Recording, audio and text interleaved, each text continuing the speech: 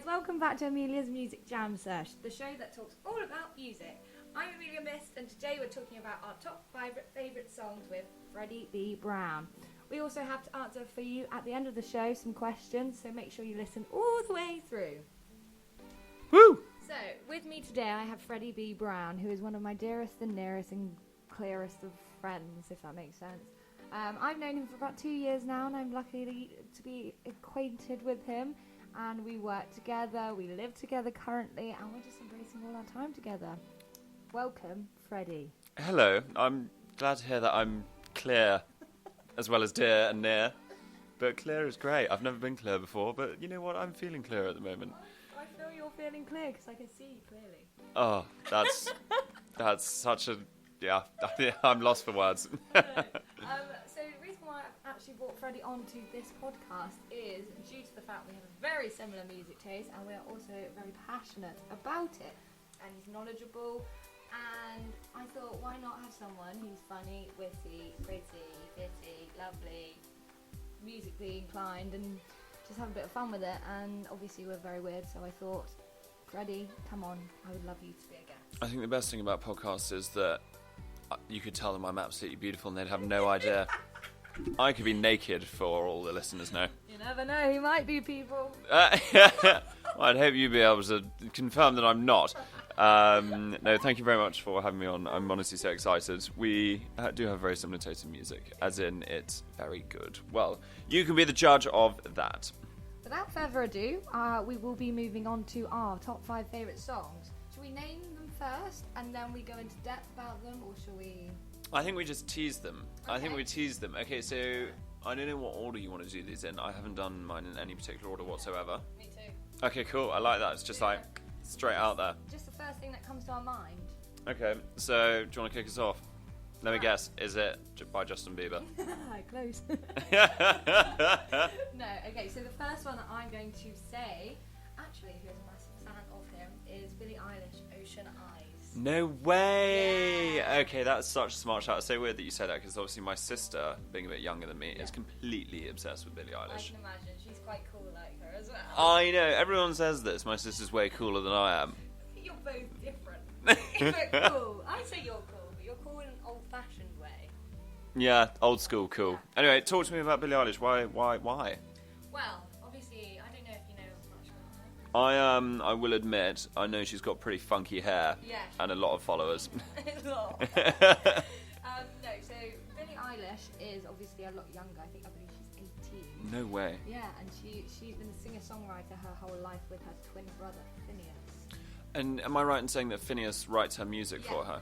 Phineas writes it, she sings it, but I believe this song they wrote very quickly, like in a night, I believe. And it was her breakthrough song, so it turned her success into, and it created her name all throughout America and obviously in England. And What does it mean to you, though? to me, I just find it very, because I love the ocean, but I know it's Ocean Eyes, and I know that it's got very harmonic, melodic vibes to it. And when I heard it first, I was like, who's this person? And then all of a sudden, she just became like this huge person. Like, controversial, probably more so, because they write from their emotions, and even though they're slightly younger, I believe that she's obviously super talented and she can play like so many instruments. And when I listen to the song, it sends me back into a sentiments of like, I listened to it and I was on the beach and I loved it and it was great vibe. Yeah. It's one of those like sentimental moments. Are you a bit of a water baby? Is that your vibe? I'm a water baby. You go. What do you think about Billie Eilish? I mean, I honestly, I haven't listened to much of Billie Eilish's music. I think what she does is obviously like fucking amazing, and she's managed to do this at such a young age as well. But I mean, honestly, I don't know much about it. It's something I definitely should listen to. I mean, if you like it, then I probably will as well. Yeah, you will, definitely. But I mean, it's probably the only reason I haven't is because my sister has probably recommended it to me too often. And you know when someone tells you to do something? Yeah. No. Especially you, darling. Yeah. Especially you. You're a little shit.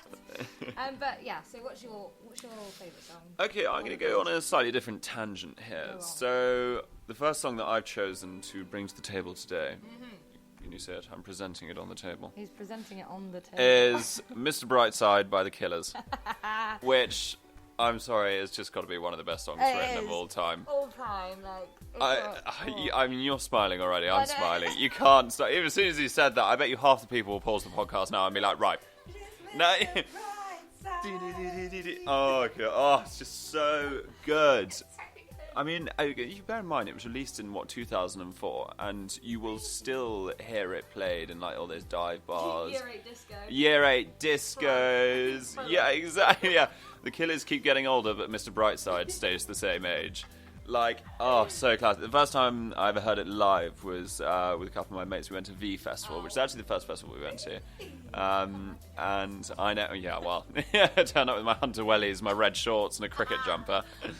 We bought this castle of a tent, which took us, like, basically half the festival to set up. Anyway, we eventually managed to set this up, made it over to see the Killers, and that song is it's electric, isn't it? And any place from, like, a little dive bar to, like, a massive stadium or a festival, like... 151. Or 15, yes. Yeah, when I say dive bar, I specifically mean 151. If you don't know, it's a shithole in Chelsea. You should definitely go there. I'll see you there. Fully recommended. I will. Actually, something interesting I found out about the song the other day is that when the band was initially getting together, the lead guitarist, I think was called Dave Kooning, I think he was. He wrote the guitar riff, that initial that intro, before he actually met Brandon Flowers, his lead singer. Yeah. And so he actually had it written. He sent it over, and Brandon wrote a verse off it. And like it just flowed, and so actually half the song was written before the Killers were even formed. Quite fucking cool. Yeah, real strong stuff just there. I love it. All right, go on then, hit me up. Hit you. Okay, the next one is one of our favourite songs, I say. Oh, go on. Oh, okay. What is it? You're gonna tease me. Right. Okay, let me guess. Is it what genre? Old School. Is it by Fleetwood Mac? Oh, yes it is! Yeah. I remember, actually, the first time I properly listened to the song, it's Tusk by Fleetwood Mac, if you wanted to know. The first time I listened to it was In Your Kitchen. No way! Yeah, and that's when I was like, I really love this song, where have I heard it before? And obviously I was like, oh, Fleetwood Mac, I'm obsessed with them. And that was like the one, because obviously it's slightly controversial to their normal music, and this is when they were sort of going through their, not necessarily breakup, but like, they were hating each other, and I remember listening to it in your kitchen and thinking, shit, I love this song. Yeah, yeah. And now it's like one of my favourite songs. Fleetwood Mac is such an amazing band. Like their whole history of them as well. And you think one of their most iconic albums, Rumours. I know, and that was just when they were all kicking off. Yeah. I mean, I love them. What happens when you just focus on the music and you forget everything else? Exactly, and you hate everybody else in your band, but you're just going to go with it. Yeah, well, you're shagging half of them. Yeah. Sort of like Made in Chelsea. Anyway. I don't know if you've heard of that, but it's a really good show. But it's very enigmatic and very, because they're screaming, they use so many different tones of musicality, and they scream, they sing, they use the guitar in a vicious way, but then everything's going for it, and it's just like a very different type of song. So that's one of my other favourite songs, mostly due to you. Oh, thank you.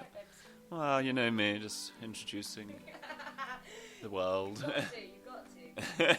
Moving on. Go, hit it. All right, I'm going to hit you up with my second song, which I doubt many people have heard of, but it is an absolutely classic tune. It's called Werewolves of London by Warren Zevon. I've heard of that one, actually. Warren Zevon is he's an American rock star who assumably arrived in London, thought everyone looked like werewolves, and wrote this song. And there's got some brilliant references in it. I mean, there are a couple of fantastic references in it, which, of course, pretty much spoke what he said he did on the first night to Trader Vic's in Park Lane, like all the bars and stuff like that. And the whole song's about werewolves. The opening lyric,